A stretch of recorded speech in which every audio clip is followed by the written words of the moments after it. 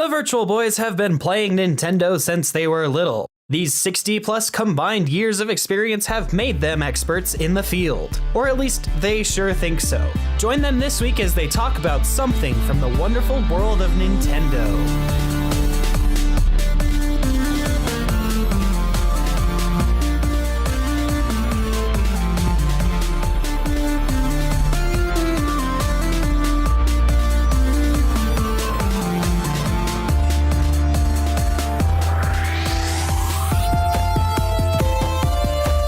Listening to the Virtual Boys podcast, a Nintendo podcast about Nintendo things by Nintensity. This podcast is done by four friends that talk about anything and everything Nintendo. Check out the website at nintensity.com and be sure to follow us on social media. Be sure to subscribe and share the show with your friends. Oh, of course, enjoy the show.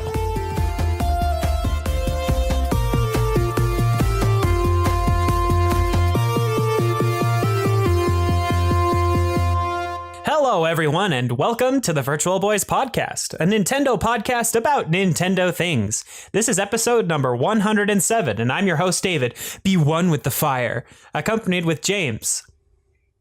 Pew, pew, pew. Pew, pew, indeed, James. Don't be alarmed. Those are not actual gun laser fire sounds, okay? Phew, I was worried. You know, yeah, I mean, I could tell. They were so realistic. I almost died. I could feel it. Oh man, this is just as bad as the freaking direct that they came from. Anyway, move on. So it's just me and James today, and it's another news episode since no real big games have come out in the last couple of weeks, I guess, besides Octopath, but we'll talk about that another time. We're just gonna talk about some news, but before we do, be sure to check out our Patreon, because these episodes are going up early as a reward for those that support us at patreon.com/Nintensity, and come to our Discord at nintend.city/Discord to talk about Nintendo stuff with us. We've been pretty active this week. Anyway, let's turn to Karen for the story. Okay, you're gonna have to explain that one to me. Is that a Hat in Time reference? No, I just came up with a random name. You know, like how on the news it's like, we now turn to Karen or someone for the story. I just did totally. it. I just thought I thought maybe it was a reference to the game, and I was like, oh man, I feel ashamed to not understand this reference. I don't know. Karen was just the first name that came to mind, so that's what I put. Anyway, the first piece of news that we have is Hat in Time is finally coming to the Switch, which is crazy. The developers only said that it's coming to Switch soon, but we know it's coming. So we can finally talk about Hat in Time on this podcast, which is awesome. Hat in Time launched in December. Well, we have before. Yeah, we have, because Jordan has reviewed it. But now we can think about it on Switch. But anywho. Yes. The game came out in December originally, the same week as Super Mario Odyssey. Two big kind of open style games where you go and collect stuff in a 3D platformer environment. So very, very exciting to see it come on the Switch. I think the Switch is going to be a great home for Hat in Time. What's amazing about it is that they either got Unreal Engine 3 to work on the Switch, or they figured out how to basically upgrade Hat in Time to run on Unreal Engine 4, because the Switch, as far as I know, still does not support Unreal Engine 3, and that was the big bar that was keeping Hat in Time from launching originally on the Switch. So somehow they overcame that hurdle, but they have given us no details beyond that. Didn't they also tease us via their support staff or something literally hours before the announcement, James? Well, it wasn't necessarily a tease, and they were vehemently denying that it was coming to any consoles whatsoever.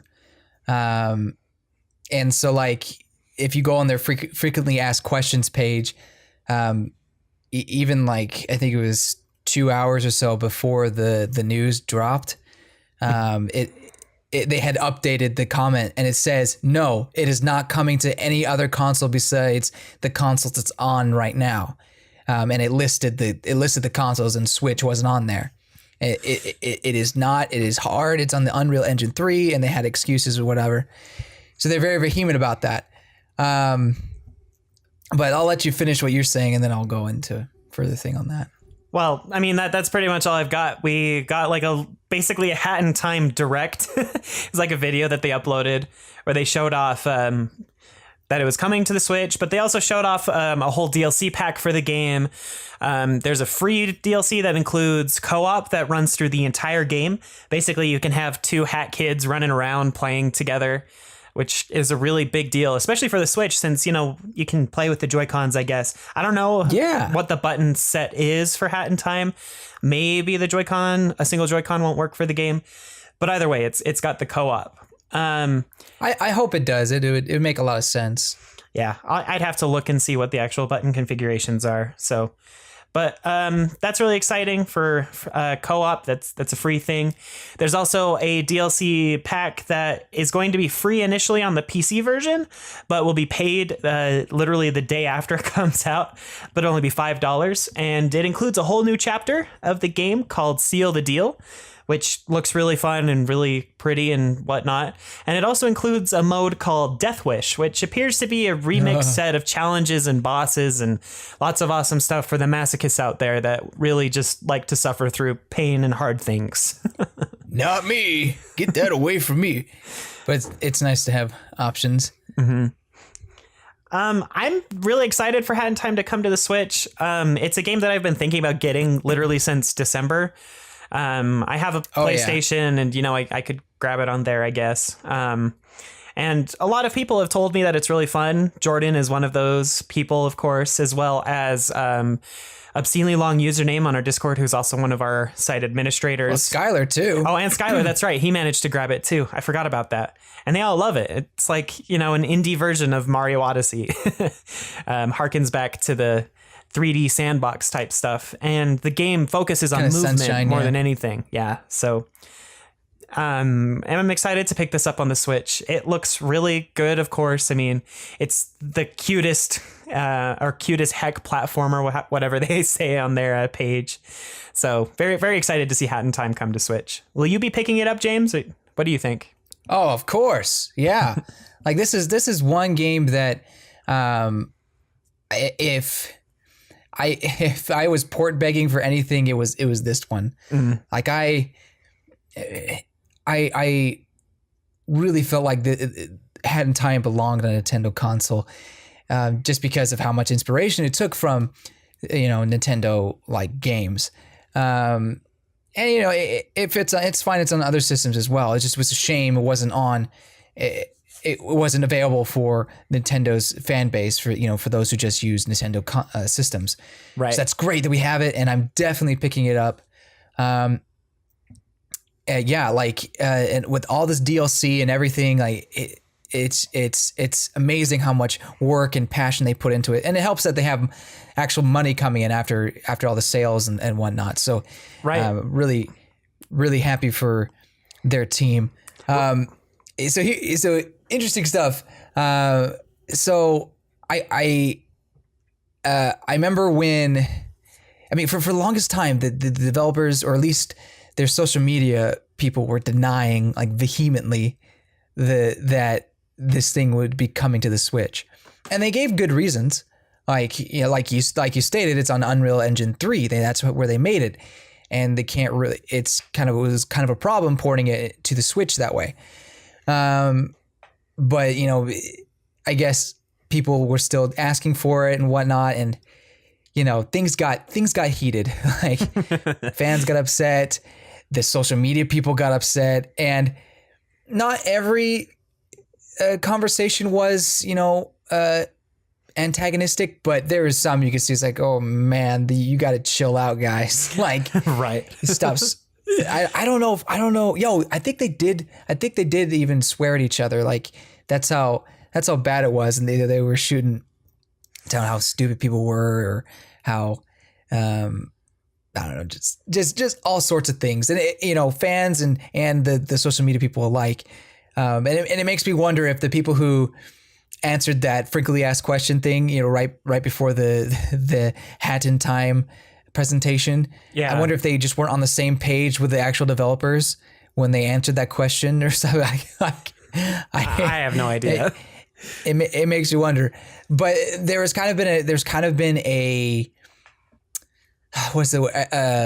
movement of sorts, or kind of a crowd saying, "Oh, we're not going to buy Hat in Time because of how bad the developers treated people, or how they handled the whole situation. You know, some people say, you know, they lied about the situation. So, I think that's part of it. I think it is ridiculous I'm not going to buy this game because of how they treated me on social media, when has nothing to do with the game itself. I mean, I guess if you have a pride sort of thing, sure. Like, I mean, that's your pride. Okay, that's your own ego getting in the way of a great game. But I'm not going to let what some people said on Twitter take it away from what could be an excellent game, especially on the Switch. Right. There's that part. Then the other part is, so, you know, people accusing them of lying. And you actually see some people, you know, defending them. It's like, how they did not lie at all. Like they had no obligation to tell you it was coming to the Switch. They have their own ways of doing things. You know, they wanted to keep it a secret. Mm-hmm. And so that's all well and good, but there's a difference between saying, "Oh, we can't confirm or deny," or "we have nothing to say at the time," and straight up saying, "No, you idiot, we can't do it. It's not possible. Stop bothering us." Like, there's a huge difference between that, and how you go about things, and that's that's a lie. Like, that is dishonest. That's not true. And I'm not saying they should be, their game should be punished because of that, but but I could see why people would be kind of upset in that sense. And I just think it's funny that people would try to defend that sort of attitude and sort of a way of handling news and stuff like that. It just, I don't think you have to defend that. It wasn't right. What they did, it wasn't okay. And maybe at the time, sure, it maybe was the truth, but how they treated people and how it ended up being, you know, not true. You just can't defend that. Yeah. Do you have any thoughts? And you can disagree with me all you like. No, I didn't really follow that whole story, so I don't have much of an opinion on that. But I don't know. Like, if it was a joke, it was a joke. But if they treated people badly, then yeah, that's not good. Either way, the game is awesome. It's cute and all that stuff, and I still think people should buy it, no matter how that shook out. I agree. It's a good game. Like, that's all I really care about, unless it's unless it has, like, you know, underlying racist tones or, you know, mean-spirited stuff inside the game itself. I just haven't seen any of that in the stuff that I've played, and I don't know. The people that I know and trust have said that it's all really good, so that's what I'm gonna go off of. Totally. I mean, I think some people just got to get thicker skin, and you know, just not let little things bother them. But also, but that goes both ways. You know, if someone is asking for a port, or is hey, this would work well on the Switch, you just don't go attacking them. He's saying, well, it doesn't work and you should shut up about it. Or, you know, or you keep bothering. I don't know. Anyway, go buy it when it comes out. Well, we don't even know when it's coming out. Nope. It just says soon. Hopefully next year, but we shall see. I am buying it day one, though.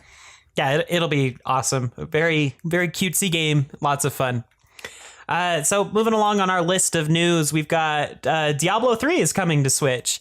This is something that, you know, people have said has been teased for months. A while ago, Blizzard put one of the, I guess, Diablos, one of the demons from the game, on a light bulb, and they flicked a switch right on their Twitter, and it had like nothing attached to it. And so people were like, oh, Diablo 3 is coming to Switch. Woo! You know, and it took them months before they came out and told us. But well, the funny thing is they were like, no, that's not true. Or like, no, like, yeah, that's not the case. But, or we can't confirm or deny or something like that. Right. Exactly. I remember. But, a couple days ago, Nintendo uploaded a video to their YouTube channel, and it was Reggie Skyping in with the CEO of Blizzard, and they were like, "Hey, guess what we got here? Have Diablo 3 on your Switch." So there we go. We've got it. I don't know. I've never played a Diablo game, so I don't have a whole lot to say about this. I mean, I guess I have watched people play Diablo, but that was clear back, with the original Diablo on a PC. It was probably like my mom's cousin or something that was still living in his parents' basement, just playing the game all the time. I don't know. It looks exciting, looks like a lot of fun. The Switch release has some exclusive Nintendo content. It looks like there's a Ganondorf skin and some other Zelda-y stuff.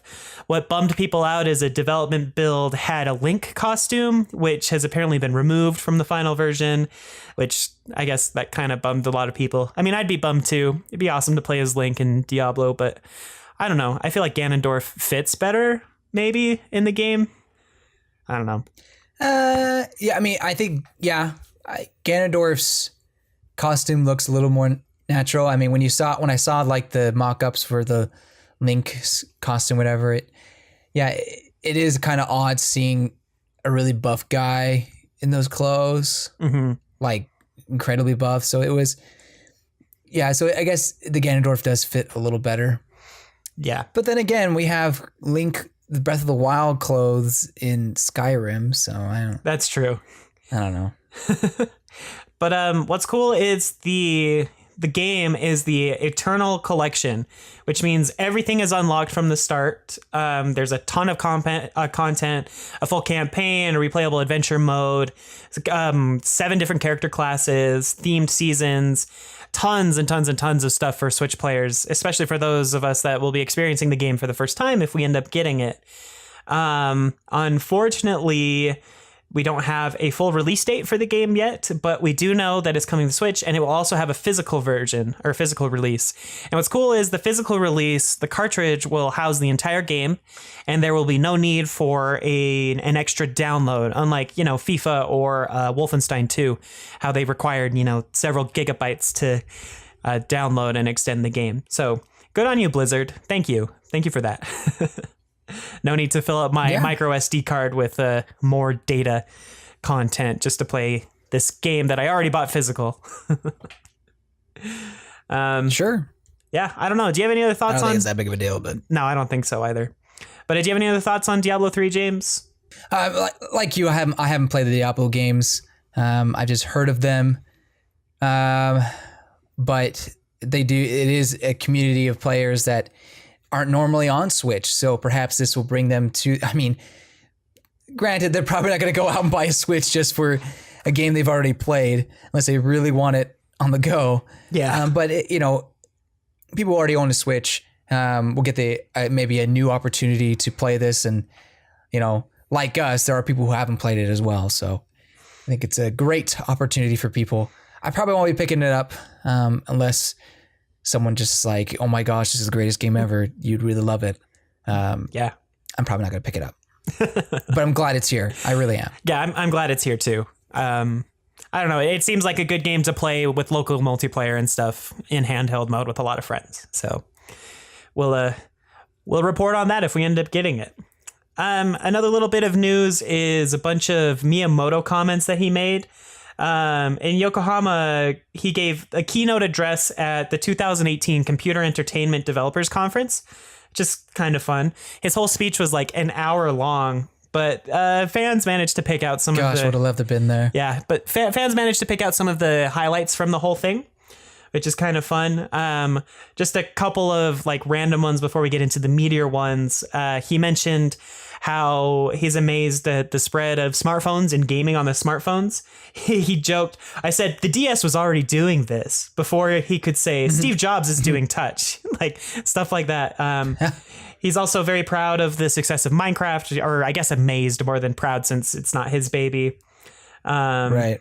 So amazed. Yeah. That kind of stuff.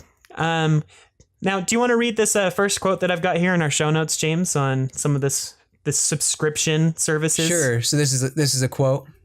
Yes, sorry, that is a quote. I thought you were cutting out on the recording on the Nope. chat. Anyway, yes, it is a quote from Miyamoto. All right. It's necessary for developers to learn to get along with subscription services. When seeking a partner for this, it's important to find someone who understands the value of your software. Then customers will feel the value in your app and software and develop a habit of paying money for them. Like, I think it's interesting that Miyamoto talks about subscription services here. The only thing that I can really think of that Nintendo's doing with subscription services is the Nintendo Switch Online. So I don't know. Maybe some of the I'm pay kind to of play confused on by this mobile. quote. I didn't even know he said this, and Yeah, I found it online. And the reason I bring it up is the next quote seems to kind of like contradict what he's saying here. I'll just read it and then we can kind of talk about them together. Miyamoto says, "I can't say that our fixed cost model has really been a success, but we're going to continue pushing it forward until it becomes entrenched. That way everyone can develop games in a comfortable environment. By focusing on bringing games to the widest range of people possible, we can continue boosting our mobile game business." So he talks about like subscription-based models and fixed cost models, but says that he's going to use fixed cost models more than the subscription ones, even though everyone should like develop a habit of using subscription-based models. Well, the subscription-based models and fixed costs, it's not a subscription-based model. What he's comparing with the fixed cost model is the free-to-play model. Oh, yeah. You're right. So, and obviously the free-to-play model, or however they call it at Nintendo, is very much a success. I mean, it's a success everywhere. Mm-hmm. But Miyamoto, and I imagine a few others at Nintendo, are very much convinced that fixed cost is the way to go, or at least they want to encourage that sort of developing or sort of pricing for games. And I agree with that to an extent, especially if you're improving the game as time goes on a mobile app. And they've kind of done that with Super Mario Run, or they've done updates and made the game better and added characters and whatnot. But you can't help but look at the profits of a game like Pokemon Go, a game like Fire Emblem Heroes, and just say, that's pretty good. That's a lot of money. It makes us a lot of money. Yeah. Right. And I guess in a sense that's like good on Miyamoto for having his integrity with him. Not saying people are selling out or anything, but to his ideals, he's kind of he wants to stick to that. So I hope they can find a way to make it work. I just think it's hard because people are less likely to commit to something if it's a set price. They're like, what if I don't want to play it? What if I don't like it? But if it's a free to play, then it's like, hey, I'm not losing any money on this. And then next thing you know, you've put $100 into it. Anywho, that's not me, by the way. I've been lucky enough to. But yeah, so I think the fixed cost model is interesting, and I hope they see success with that. But I'm still confused with that subscription services thing, like, because he can't be talking about like Netflix or anything like that, right? No, I don't think so. So some of the context for this one is, he issued a warning saying that the industry needs to consider what happened to the music industry in the long run and how it was still struggling to recover after consumers became able to share like digital music and stuff for free while listening to it on multiple streaming services. And he says that streaming service or subscription services need to be a bigger part in the video game industry. And I think what he might be talking about is like the NES library system that they're including with the Nintendo Switch Online. For or this, things like that. Yeah, exactly. So like, you get a whole bunch of games in a subscription model and you can go forward with that, or people can buy games individually. So, I mean, if you do compare it to the whole music industry thing, like the music industry has done well, I think, with the streaming model. Although a lot of people would argue that smaller artists are not seeing nearly as much money as they would if album sales were, still the dominant way of buying things. But either way, I I don't know. Like, the subscription-based service is really interesting to me, but at the same time, I'm really comfortable paying for, particular games that I'm going to play. I need a little more context with this quote. Yeah. Like, maybe I'll read it later, because I feel like I'm missing something in what he's trying to get at, because there's really no subscription services on here except for what? GameFly? Like, you really don't, and even then that says like renting games. Yeah. You don't really have subscription-based services per se. And it sounds like he's talking to, developers who aren't like big like Nintendo and Sony and, who have their own console. He's talking to developers who, they make their game and they want to put it on a platform. Right. So, like, I wonder. So I do wonder what he's applying. Then he says, then customers will feel the value in your apps and software and develop a habit of paying money for them. So reading it again, especially this news post where I found this quote, it seems like he wants to use this as a way to combat piracy. The develop a habit of paying money for them. That seems to be like, if we have a subscription service, people will pay, $10, $15 a month to play from a selection of games instead of pirating them. And I think that this also comes in context and in perfect timing with the other bit of news that Nintendo has been issuing way more takedown notices lately on websites that share ROMs and such, which is totally within their right, but a lot of people are really upset with that and all that stuff. So suck it up. Yeah. Anyway, one of the biggest sites is no longer doing downloads like that. So anyway. Yeah. I think that makes it a lot clearer. And that comment you made about him comparing to the music industry and then the piracy there and people like sharing with all sorts of people. I think, that's key, and the game industry does need to learn from that. And I am kind of glad that Nintendo is taking a stance on that, and when it comes to ROMs and whatnot, at least sharing of them. But I do think it may be almost too late. I don't know. Maybe it's not too late. Maybe the video game industry can still fix itself. When it comes to the whole ROM thing, like, I just want to mention this. Like, if Nintendo's going to shut down all of these sites that, have these games like Golden Sun and the older Fire Emblems for the Game Boy and all of these other titles that Nintendo hasn't released since their initial release, like, a lot of people want to play these games, but Nintendo isn't releasing them. I'm not saying that you should go out and pirate them by any stretch of the imagination. Like, we do not endorse that. Yeah. But at the same time, if Nintendo's going to shut down all of these services and say, you should start paying for these games, they should make them available. And as far as we understand from the Nintendo Online service, the Virtual Console is dead. They're not going to be publishing games like the Virtual Console did any longer, and the Nintendo Switch Online service only comes with those NES games.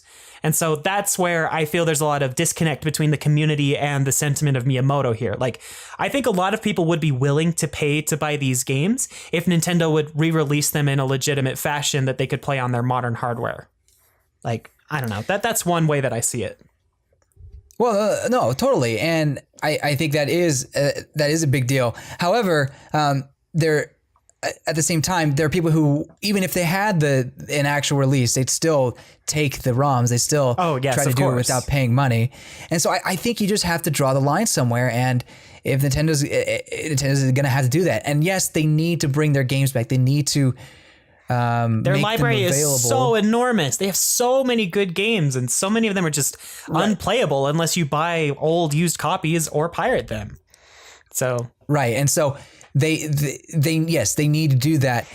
But I mean, what, do you just wait until you release your game and then you stop ROMs from happening? Maybe, but I still think you got to take a stance. You got to take it. You got to do it at some point, and it's just the way it is. I mean, technically we don't really have a right to play these games.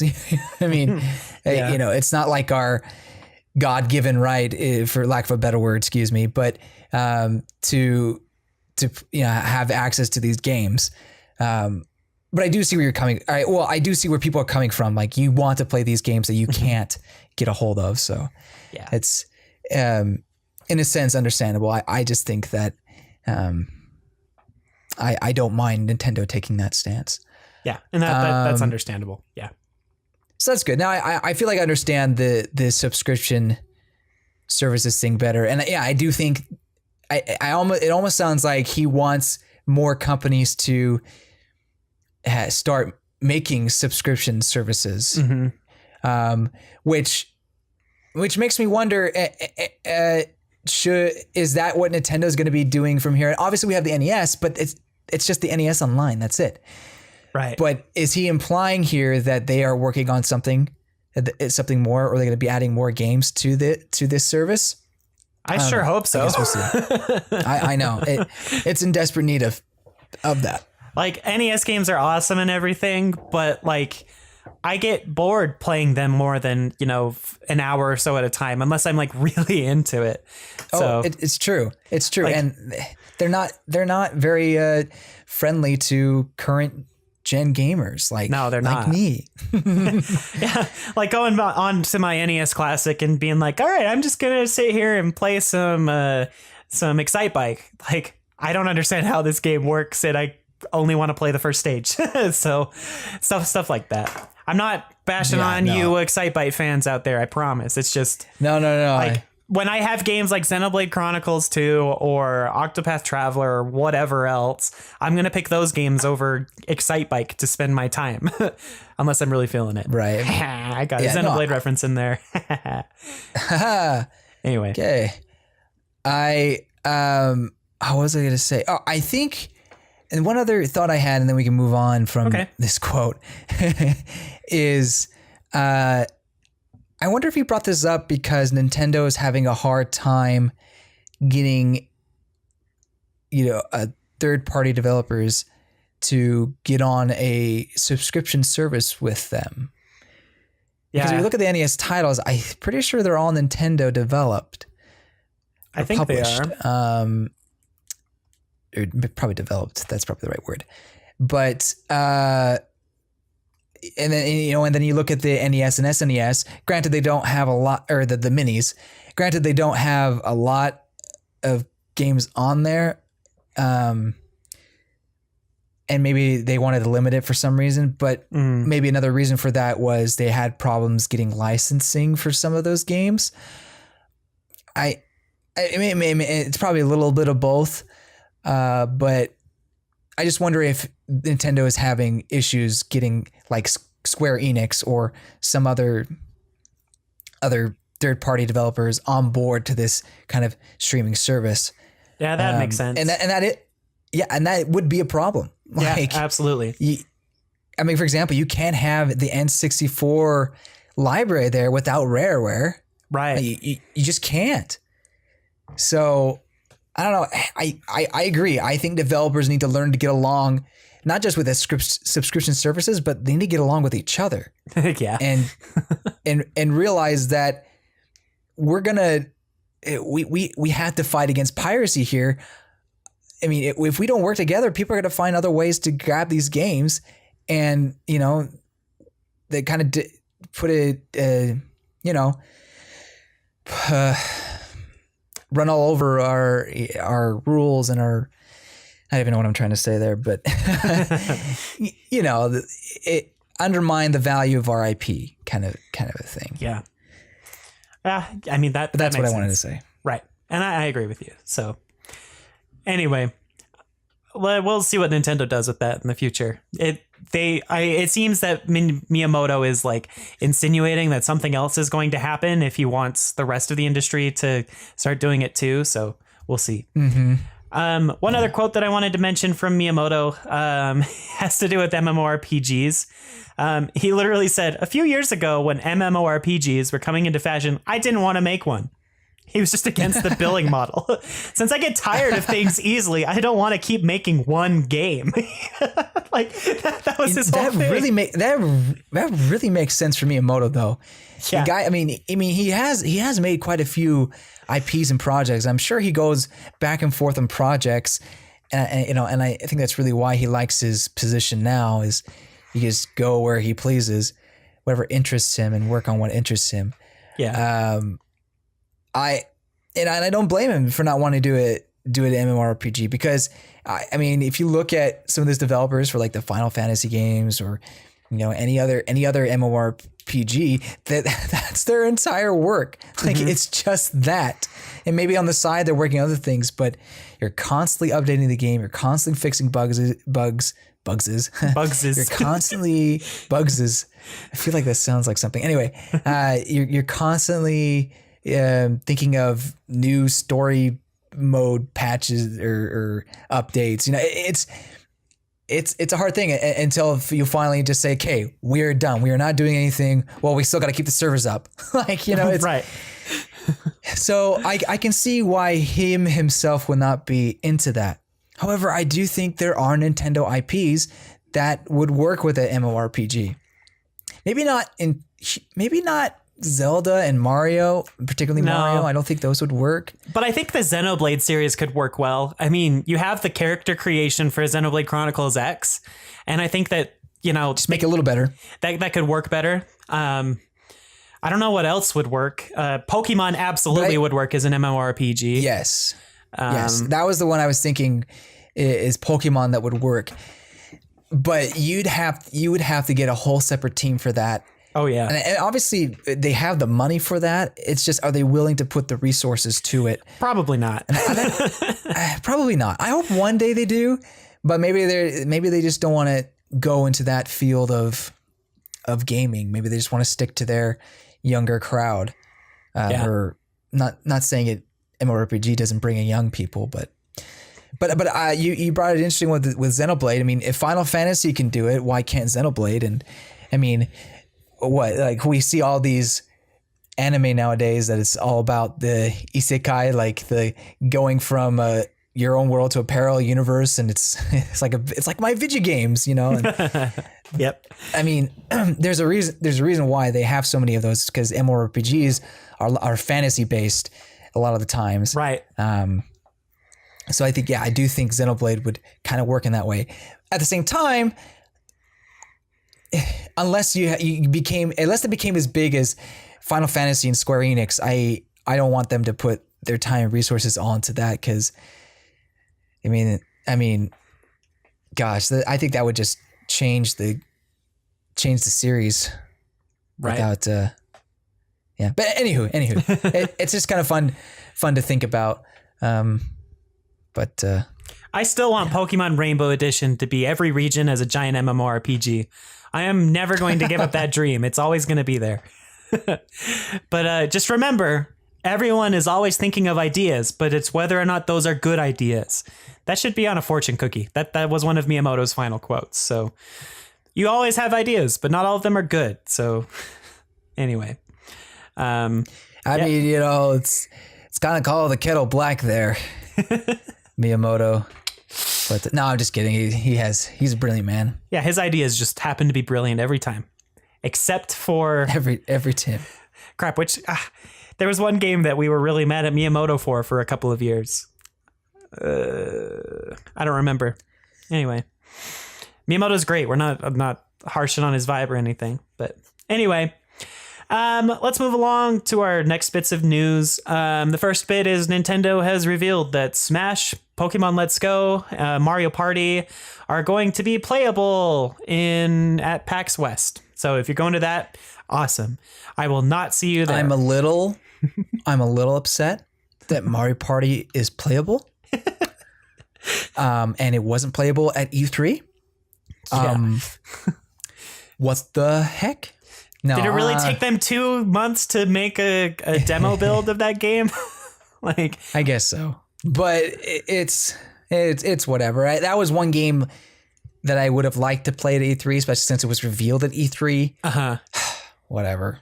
But anywho, you can't always get what you want, right? But that's a great lineup. The lines for Smash are going to be insane. Yeah, they are. Smash looks so good. Oh, gosh. They released that video the other day of K. Rool fighting Snake, and I was like, dang, they paid attention to K. Rool's moveset. It looks so good. It also looks really fast. Did you see the Dark Samus Ridley versus I did. Grom and Lucina as well? They changed up Ridley's back air since E3 already. Like, did they really? Yeah, his back air, instead of being a multi-hit, is now like a single slash, kind of like Ganondorf's back forward air. Anyway, interesting. It's cool. Like it fits Ridley more than like a cha-cha-cha attack. It's just like smack him with the back of his tail as he swipes from behind. It's really cool. But Dark Samus also looks really fun to play. She's even floatier than regular Samus. Like, we didn't only just think that she looked floatier, but she also is floatier, which kind of also moves away from that whole thing where fans are like thinking that Echo Fighters had to have almost identical, like, you know, physics and such attached to them. This kind of proves that they can play around a little bit more, even if the movesets are heavily based on one another. So kind of cool. Yeah, totally. But sorry, Daisy fans, they're not going to change much with Daisy. They don't need to. maybe some aesthetics things, but it's not really going to change. No. Although it's probably going to change, and they're going to rub it all over my face. It's like, hey, fine, whatever. Just please leave me alone. Aren't those guys still commenting on that YouTube video about how you were wrong about Daisy and Waluigi? I mean, you know, some people say I was wrong or this didn't age well. Although that doesn't happen as often anymore. But it's the people who are commenting now are just these Waluigi fans who just go wah, or I wish you were wah, or I just so much wah. What's amazing is when you search Daisy versus Waluigi, at least on my feed, our video is #1. Like on the search results. We're almost at 100,000. Yeah. Anyway, sorry. Shameless YouTube plug. Check out our YouTube page. We talk about James does a really good job with that. I also wanted to bring up with Mario Party. You can only play with Joy-Con in Mario Party, whatever it's called. I don't remember its tagline. Super Mario Party. Super Mario Party. There we go. Joy-Con only, but I don't think that that's a huge deal. A lot of people are, you know, David, crying about this it. ruins the game. This is not a laughing matter. Like, how can I enjoy this game unless I have, you know, the controller? Anyway, I don't know where I'm going with that. It's fine. Like, what does it matter having the Joy-Con as the only controller? Like if anything, it'll make the experience more interesting. Right. The mini games are built for the Joy-Con. It's like how a lot of the Mario Party 10 mini games, you know, the fun ones to actually play, they relied a lot on Wii Remote stuff, you know? And not just regular controls. It's going to be fine. It's going to be fun. Like, it's Mario Party, and they're actually bringing back a lot of the things that we asked them to bring about with Mario Party. So you can see just one thing with Super Mario Party, and that can be the Joy-Con instead of the Pro Controller. So anyway, I know I'm probably going to get some hate for that, but I don't think it's a big deal. I really don't. I mean... But more than anything, this is like the whole local co-op, where you literally can take the Joy-Con off of your Switch, hand one to a friend, and boom, you're playing Mario Party. Like, there you go. That's the point. It's not like Nintendo's trying to get you to buy a new controller. You know, this controller is already with the Switch. So it just happens to be a controller that maybe you, internet person, don't like. You know, I think that it was like David mentioned, it's the same thing with the Wii Remote. People were just so upset with the gimmick of motion control that any game that used that, they kind of like scoffed at it at one point. Mm-hmm. But I think you just got to like have an open mind to things, try new experiences. Sure, it may not be the best way. I prefer the Joy-Con controller, the Pro Switch controller. Got that backwards. Yeah. Switch Pro controller, much more than the Joy-Con. But the Joy-Con is a new experience. Like, it brings so much more to your playing than just using the Pro controller. It's just a new way to play. So just be okay with the differences. Like, it doesn't have to be exactly how you want it every time. Right. Now, if it doesn't work, then that's an issue. Like, if it sucks, then okay, let's talk about that. But let's wait until the game comes out before we discuss that. Yeah. So anyway, Super Mario Party comes out later this year. I don't remember its release date. Do we have one? I don't remember. Yeah, October 12th? No, that's Luigi's Mansion. It's sometime in October. I know that. Speaking of October, we also have a release date for Luigi's Mansion on 3DS. It's right in time for Halloween on October 12th. That's pretty exciting. I don't know if I'm going to get it because it just looks different. Yeah, I don't know. Well, it's not so much that look like I'll get. I almost said I was going to get it, but hold up now. While it does look different, just having Luigi's Mansion is a good thing for me, and I don't know. I think I'd still try it out. However, I think I'm gonna have too many other games to be playing, or that I'm gonna be playing. Mm-hmm. That I don't know if I'm gonna want to pick up my 3DS at this time. But I do think people who haven't played Luigi's Mansion and don't have easy access to a GameCube should definitely try it here. Yes, I agree with that. Absolutely. The 3DS is my Pokemon machine right now. Like, that's all I've been using it for the last couple of months, is to play through Pokemon again. But beyond that, I have Luigi's Mansion on my GameCube, and it's way more nostalgic for me than a remake for my 3DS. Like, if it was coming out on the Switch, yeah, I'd probably buy it in a heartbeat, you know, because I could play it on the Switch and it would be awesome in HD. But I don't know. I don't care too much for it on the 3DS. It's a cool gesture. I think that newcomers to the series will really enjoy it on the 3DS, and hopefully it's a sign that we're getting a new Luigi's Mansion game in the very near future on the Switch, because I want one so bad. Now we have our final bit of news. I'm gonna let you talk about it, James, because you brought it up. I mean, I'm also I'm not entirely sure about these. Like, I've never heard of them before.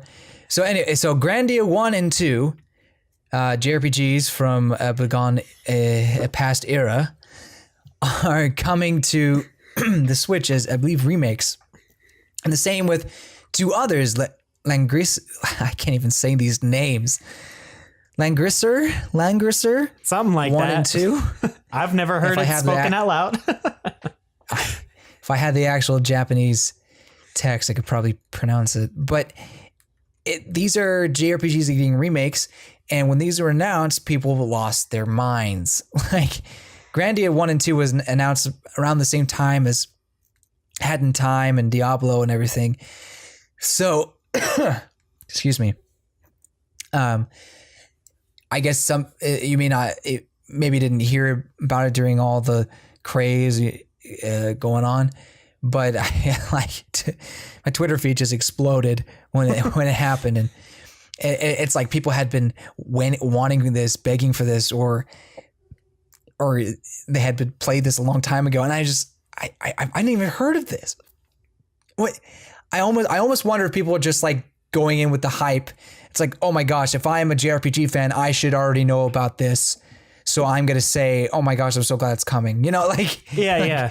No, maybe I'm wrong, and maybe most people have played it and they're really excited, but something tells me that may not be the case. So I found what looks like the kanji for the name Langrisser. I posted it in our podcast chat. If you want to take a quick look at it and see how the Japanese pronounce it. Okay. There's also this one that I'll share with you as well. This one looks like the older one for the second game. Yeah.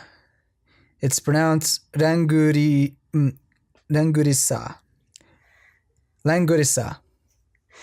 Cool. So you heard it here first, folks. Langurisa. Thanks, James, for spending a lot of your life in Japan so that you can read the kanji for us. No problem.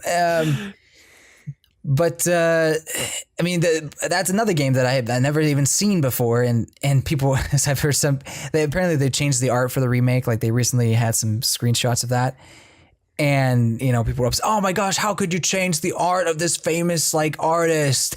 Just I've never heard of this man before.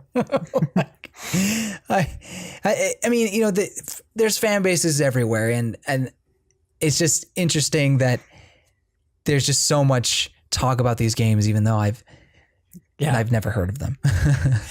Anywho, it's interesting to see what fans latch onto, but if we didn't have fans like these, we probably would have never had Xenoblade Chronicles come to the West. So maybe this is a good sign. I don't know. Yeah, this will be the next big thing. I get what you're saying, man, and I'm willing, if I have time and I hear good things, which I probably will. I'll probably hear good things. I don't know about time, but I'll if I have time, I'll pick them up. Or at least one of the two. Yeah. Well, yeah. Imagine they could be long. They sure seem like it. There are SNES JRPGs that looks like they were remade on the 3DS. Never mind. I don't know what I'm talking about. That looks like fan art. Sorry, I've just got a whole bunch of images. Grandia, I bet, was on Saturn or Dreamcast or something. Anyway, if they're good, anywho, well, I might get one if it's good. I don't know. We'll see what the reviews say. This isn't something that's been on my radar, so I don't have a whole lot of an opinion on it. Well, of course. So last thing I'll say about the news.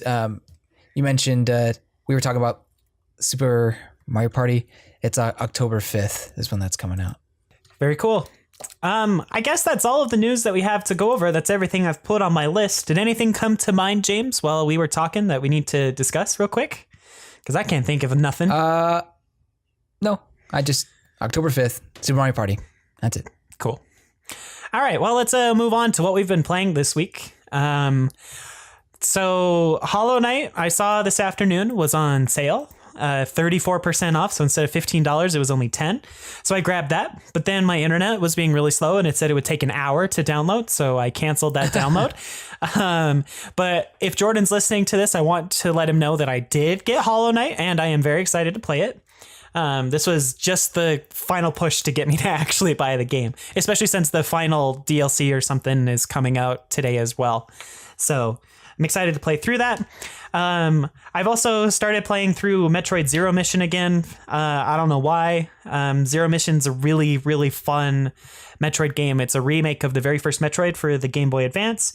It's so much fun. The movement feels really good. It's like they took the Super NES engine or something and just, made an excellent game. A lot of fun. It's not very long, pretty short, but still a really, really excellent Metroid game. Makes me excited for Metroid Prime 4. I also decided to pick up Ultra Sun after beating through Moon finally and getting my living decks caught up. I'm only missing 3 Pokemon now. I guess 5. Marshadow, Poipole and its evolution, and the 2 new Ultra Beasts that came out with Ultra Sun and Ultra Moon. Unfortunately, I'm not going to be able to get Marshadow for a long time because it's an event-only Pokemon.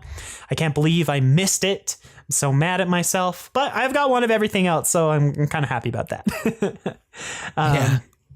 But I'm actually Did you ever get your Pokemon from my what? You were stuck in Gen 5. Oh, yeah. You said before. I kind of took a break from that.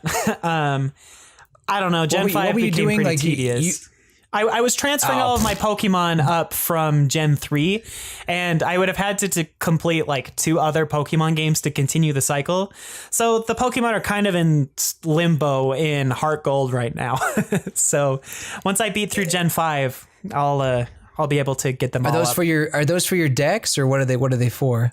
No, they're just sentimental Pokemon that I've had since Generation 3 that I just kind of want to have. They're not good at all. It's just Pokemon that I raised to level 100 by myself before I knew anything about breeding and trading and training. So, these guys helped me get through a lot on Ruby and Sapphire and Emerald and Fire Red and Leaf Green. And it's just going to be cool to have them up here so that I can, have that memory forever and always as I progress up.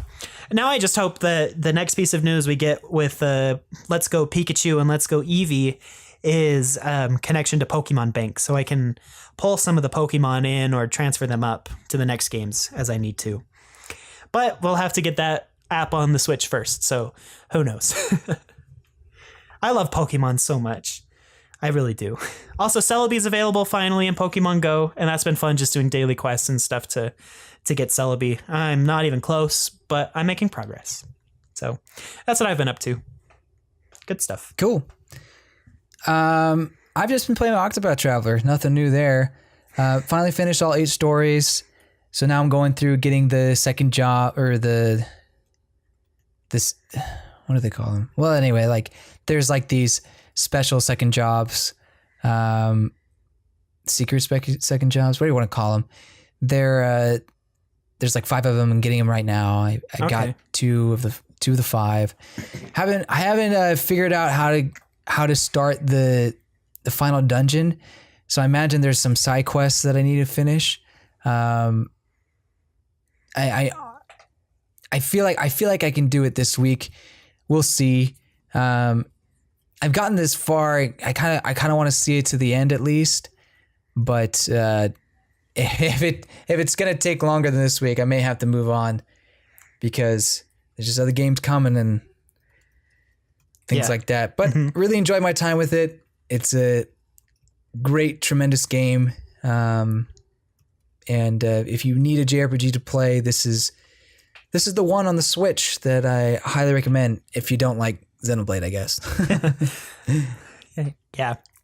I'm just excited for Torna to come out next month. Like, I'm so excited. I picked up Xenoblade Chronicles 2 again. I didn't mention that, but because I've just been doing random quests, but I need to play Octopath still. I have it. You just stop talking about Octopath. Okay. You're not gonna do it. I'm just gonna... Okay. I'm sorry.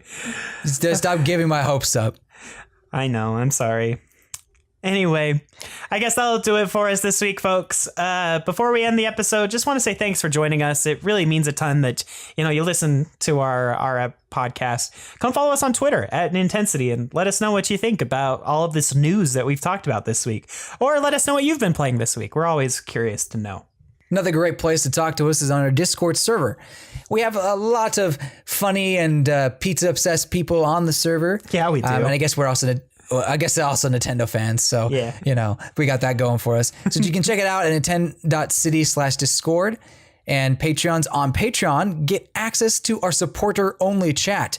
That we need to be more lively, people. Come on, let's talk about things. You can help us make decisions about the show, website, and much more. Yeah. And speaking of Patreon, just like to shout out to our current patrons. We've got Chris, Chase, Ratmvp, MyEcho, and Joseph. Thank you for your continued support of the show. And if you want to help support the show, be sure to check out patreon.com/Nintensity, where you can get early access to our podcast episodes. Also, we are doing a micro series of episodes for our Patreon supporters. Each week, whoever ends up recording every week, this week it'll be just me and James, we'll talk about something random, something fun. We actually forgot to choose our topic before recording this episode, but who knows? Maybe it'll be our favorite flavor of ice cream or our favorite NES game. I don't know. We talked about a lot of random things on the episode. Maybe our favorite pizza topping. We'll see. Come to patreon.com/Nintensity to find out what we talked about this week. So we already plugged this in the episode, but please don't forget to check out our YouTube page. Great content on there. I'm working on a Smash video right now. Yes, another one. Just got to get the views, you know what I'm saying? But if you haven't checked the Octopath Traveler review, please do so. I really enjoy that game, and I think you'd really enjoy the review. So if you like what you see on YouTube, give us a little subscribe. And then also the music that you hear on YouTube, well, at least the intro and the outro, and also the intro and outro for our podcast are made by our lovely co-host, Skylar. No, he's not here. Well, he's our talented co-host, and he posts his music on SoundCloud at soundcloud.com/Skytar with a 5. And Yeah. And again, thanks for tuning into the Virtual Boys podcast this week. We sure appreciate your help and for listening to us. Please be sure to leave a review on iTunes. I know it's kind of weird when podcasters ask you to do that, but it really does help the show grow, help people realize that we do produce quality content instead of just babble off into microphones like we think we do. And please be sure to share the episode with your friends. You can check out our website at nintendcity.com, and this week's show notes will be available at nintend.city/EP107. All those links are in the description. Anyway, thanks for joining us, and we'll catch you next time. Bye. See ya. Goodbye, you good people.